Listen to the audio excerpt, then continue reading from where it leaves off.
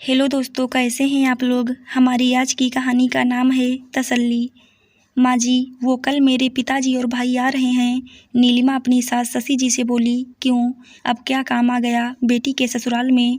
माँ जी, वो छोटे भाई की परीक्षा यहाँ शहर में होगी।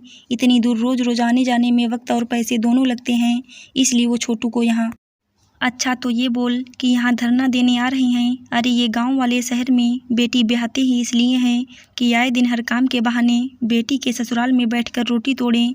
हमारे ज़माने में तो बाप बेटी के घर का पानी भी नहीं पीता था, लेकिन अब देखो क्या ज़माना आ गया है। बेटी का ससुराल है, ये कोई धर्मशाला नहीं। माँ जी, लेकिन मेरे पिताजी तो यहाँ कुछ खाते पीते नहीं, फिर भी जितनी बार आते हैं खाने पीने के नाम के पैसे मेरे हाथ पर धर जाते हैं। हाँ हाँ, 100 रुपल्ली पकड़कर तू सबको दिखा देती है। अरे बेटी के हाथ में कुछ भी धर दो, लेकिन हमारे घर का तो बजट बिगड़ जाता है ना। पिछली बार भी महीने के खर्चे में 500 रुपये ज़्यादा लगे थे। कान खोलकर सुन ले, इस बार मैं 1 रुपया ज़्यादा नहीं दूंगी। नीलिमा अपनी सास के स्वभाव से परिचित थी। उन्हें बहू के मायके से आया सामान तो बहुत प्यारा था, लेकिन मायके वाले फूटी आंख नहीं सुहाते थे। लेकिन नीलिमा भी मजबूर थी। अब शहर में कोई काम होता तो अक्सर उसके मायके वाले ये सोचकर मिलने चले आते कि इतनी दूर आने के बाद बेटी से ना मिलकर जाएं तो ससुराल वाले क्या सोचेंगे। लेकिन नीलिमा ये बात अपने मायके वालों को कैसे बताती कि उनका इस तरह आना उसकी सास को पसंद नहीं आता। वैसे गांव से आते वक्त खेत की सब्जियां, मौसमी फल, गन्ने और गांव का ताज़ा गुड़, घी, बहुत कुछ उसके पिताजी ले आते थे। लेकिन ये सौगात तो बेटी के ससुराल वालों का हक होता था, परंतु उनकी खातिरदारी में कुछ चाय पानी भी शशि जी को अखरता था। नीलिमा के पिताजी इस बार आए तो अपने छोटे बेटी को परीक्षा के लिए 1 हफ्ते छोड़ गए थे। नीलिमा बहुत मुश्किल से छिप छिपाकर अपने भाई को अपने हिस्से का दूध का गिलास देती थी। कुछ सामान यदि कम पड़ता दिखता तो अपने बचत के थोड़े से पैसों से रसोई का सामान मंगवा लेती थी।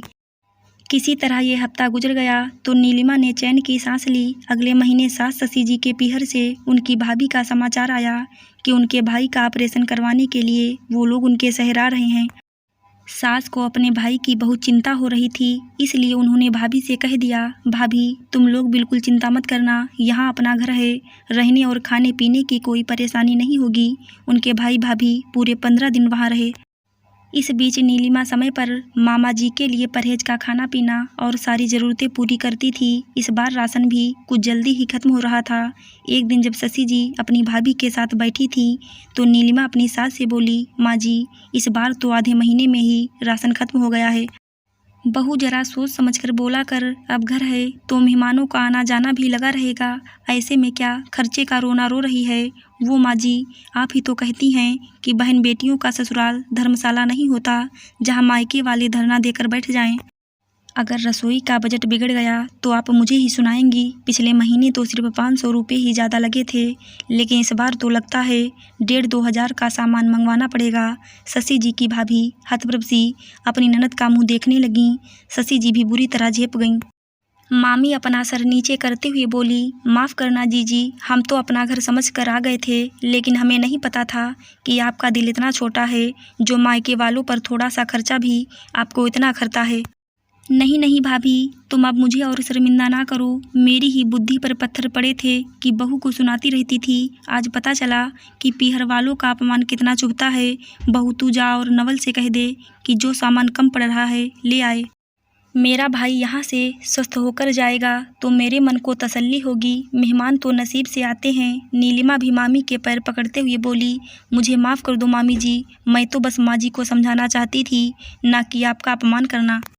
आखिर बहन बेटियों को सिर्फ हक ही नहीं होता, कुछ फर्ज भी होता है। नीलिमा को उम्मीद थी कि उसकी सास की सोच पीहर वालों के लिए बदल गई होगी। वो पूरे जोश से फिर घर के कामों में व्यस्त हो गई। आशा करती हूँ दोस्तों आपको हमारी कहानी ज़रूर अच्छी लगी होगी। धन्यवाद।